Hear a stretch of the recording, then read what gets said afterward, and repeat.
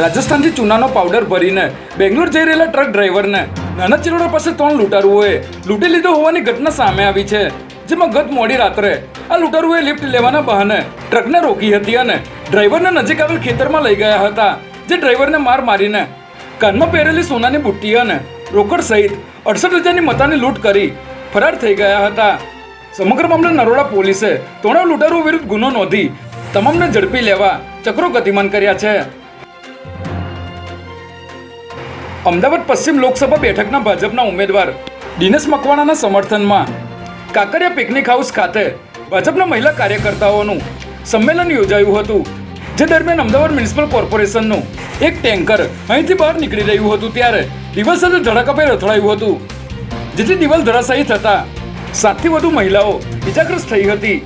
જેના પગલે તમામ ઇજાગ્રસ્ત મહિલાઓને સારવાર માટે એલજી હોસ્પિટલ ખસેડવામાં આવ્યા હતા. ગુજરાતમાં હાલ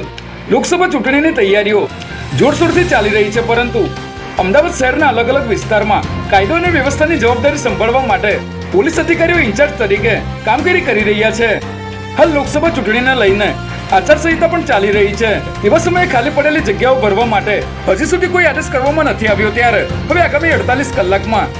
આઈપીએસ અધિકારીઓની બદલી થવાની શક્યતા જણાઈ રહી છે.